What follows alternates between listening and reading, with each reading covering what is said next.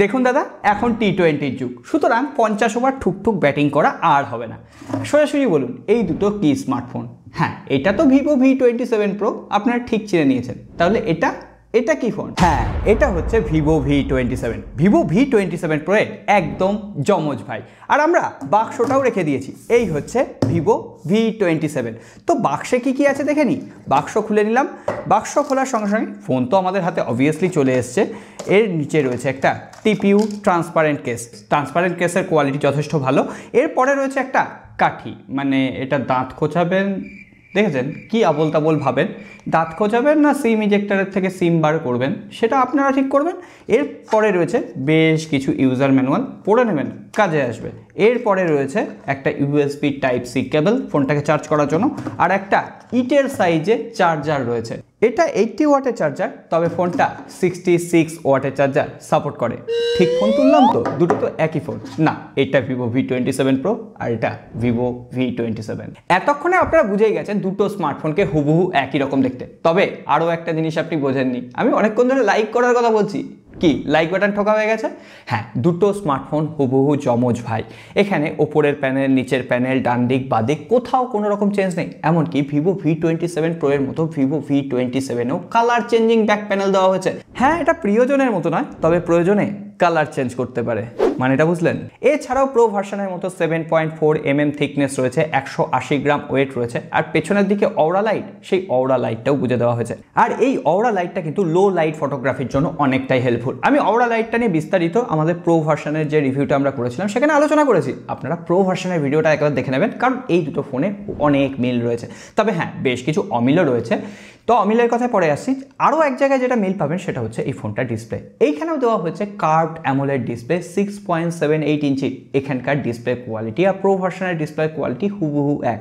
এখানে ওয়াইল্ডফাইন L1 এর support রয়েছে, HDR10+ এর সাপোর্ট রয়েছে, 1.07 বিলিয়ন কালার রয়েছে, 120 হার্টজের রিফ্রেশ রেট রয়েছে। ফলে ডিসপ্লেটা যথেষ্ট স্মুথ রয়েছে।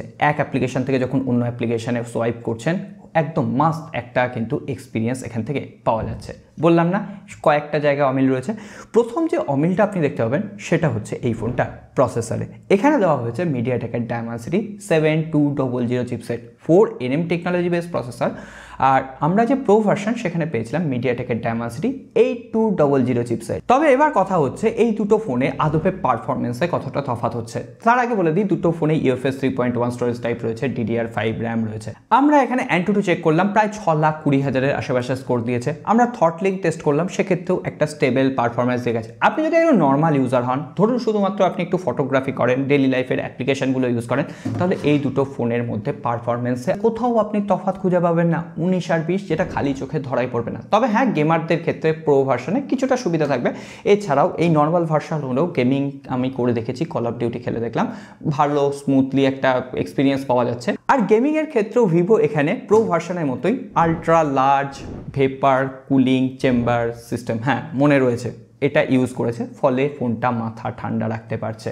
আর দুটো ফোনই out of the box Android 13 রয়েছে। এছাড়াও এখানে ফানটাচ OS এর কাস্টমাইজেশন রয়েছে। ফানটাচ OS এর কাস্টমাইজেশনে বেশ কিছু ফিচার্স যেগুলো রয়েছে সেগুলো আমরা প্রো ভার্সনে আলোচনা করেছি। এখানে আর ভিডিওটা বড় করছি না, আপনি ওই ভিডিওটা দেখে দেবেন। হুবহু একই ফিচার্স আপনি এই ফোনটায় পেয়ে যাবেন। তাহলে ছোট ভাইয়ের থেকে কি ব্যাটারি কমে গেল? না বস, এখানেও চিন্তা করার কিছু নেই। 4600 mAh এর ব্যাটারি দেওয়া হয়েছে। এছাড়াও এখানে 66 ওয়াটের চার্জার দেওয়া হয়েছে। মোটামুটি 40 মিনিট লাগছে 0 to 100% করতে। আর ব্যাটারি ড্রেনের কোনো রকম ইস্যু নেই। মোটামুটি 7 থেকে 7.5 ঘন্টা, 8 ঘন্টাও আপনি স্ক্রিন অন টাইম পেয়ে যাবেন নর্মাল ইউজেসে। আমি গেমিংটা অত ভালো করে এখনও টেস্ট করতে পারিনি, তো ফুল রিভিউতে আমি টেস্ট করব। আর তাহলে বাকি কি থাকলো? হ্যাঁ, ক্যামেরা সেকশন। এক্ষেত্রেও হুবহু একই ক্যামেরা স্পেসিফিকেশন দেওয়া হয়েছে। এখানেও দেওয়া হয়েছে 50 মেগাপিক্সেলের প্রাইমারি ক্যামেরা, যেখানে সনি IMX766V সেন্সার ইউজ করা হয়েছে। অর্থাৎ সনি সেন্সারটাকে এখানে ভিভো কিন্তু কাস্টমাইজ করেছে। এছাড়াও এই স্মার্টফোনটা আল্ট্রা ওয়াইড অ্যাঙ্গেল লেন্স রয়েছে, একটা ম্যাক্রো সেন্সার রয়েছে।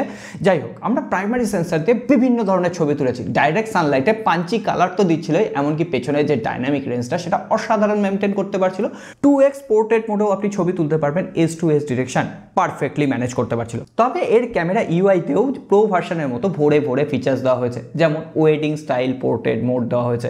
ভিভোর তরফ থেকে বেশ কিছু ছবি দেওয়া হয়েছে। আমার তো আর বিয়ে বাড়ির খাবার জুটলো না। যাই হোক, ভিভোর ছবি পাঠানোগুলোই আপনারা দেখুন যে এখানে একদম কি সুন্দর ছবি উঠেছে। বিয়েবাড়িতে যে অ্যাটমসফিয়ারটা থাকে সেই অ্যাটমসফিয়ারের সাথে এটা কিন্তু মানিয়ে নিয়েছে। এর সঙ্গে সঙ্গে লো লাইটে আমি বেশ কিছু ছবি তুললাম। লো লাইটে এখানে দেখুন ডায়নামিক রেঞ্জটা কি অসাধারণভাবে মেনটেন করতে পারছে। সত্যি আমি বলবো এই প্রাইস রেঞ্জে one of the best camera phone দুটোই, প্রো ভার্সান, নর্মাল ভার্সান। আপনি প্রো ভার্সান আর নর্মাল ভার্সান দিয়ে যদি পাশাপাশি রেখে ছবি তোলেন তাহলে দুটোর মধ্যে তফাৎ কিন্তু খুব একটা চোখে পড়ছে না। হ্যাঁ, যদি আপনি একদম আতশ কাজ নিয়ে বিচার করতে বসেন তাহলে সেটা আলাদা ব্যাপার। আমি দুটো ফোন দিয়ে ছবি তুলে দেখলাম, একই লাইটিং কন্ডিশনে, একই অ্যাটমসফিয়ারে মোটামুটি একই রকম হুবহু ছবি উঠছে। তবে হ্যাঁ, প্রো ভার্সানের থেকে নর্মাল ভার্সানটা একটা জায়গাতে পিছিয়ে থাকবে, সেটা হচ্ছে ভিডিওগ্রাফি। সেটা নিয়ে একটু পরে কথা বলছি।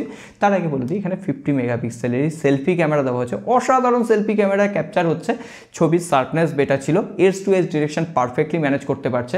আর খুব কম ফোনে আমি দেখেছি যেখানে সেলফি ক্যামেরায় 4K ভিডিও শ্যুট করা যায়, এখানে 4K ভিডিও শ্যুট করা যায়। আর হ্যাঁ, বলছিলাম না প্রো ভার্সানের থেকে এখানে ভিডিওগ্রাফিতে একটা জায়গায় পিছিয়ে থাকবে, এখানে 4K আপ টু 30 FPS এর ব্যাক ক্যামেরা এবং ফ্রন্ট ক্যামেরা দিয়ে ভিডিও শ্যুট করতে পারবেন। কিন্তু প্রো ভার্সানে আপনি 60 FPS এ ভিডিও রেকর্ড করার সুযোগ পেয়েছিলেন। বাদ বাকি হুবহু ক্যামেরা ফিচার্স, ক্যামেরা UI এক। তাই জন্য বারবার বলছি প্রো ভার্সানের ভিডিওটা একবার দেখে নেবেন। তো এই ভিভো V27 ফোনটা কাদের জন্য? প্রথমেই বলি, এই ফোনটা 33,000 রুপিতে লঞ্চ করেছে। অফারে আপনি 30,000 রুপির আশেপাশে পেয়ে যাবেন। যারা মোটামুটি গেমিং করেন না, পারফরমেন্স অত হাইয়েস্ট প্রায়োরিটি নয়, একটা ভালো এক্সপিরিয়েন্স চাইছেন, একটু ভালো ক্যামেরা ফোন চাইছেন, কার্ভ ডিসপ্লে চাইছেন, তাদের জন্য কম প্রাইসে আমার মনে হচ্ছে better value for money device Vivo V27। তাদের আর প্রো ভার্সানে ওই হাইয়েস্ট পারফরমেন্সের দিকে যাওয়ার দরকার পড়বে না। আর আপনার কিন্তু একটা জায়গায় এখনও যাওয়ার দরকার পড়বে বস, লাইক বাটনটা আর সাবস্ক্রাইব বাটনটা প্রেস করে দিন, মজা আসবে। আর সকলে ভালো থাকবেন, দেখা হবে আগামী পর্বে।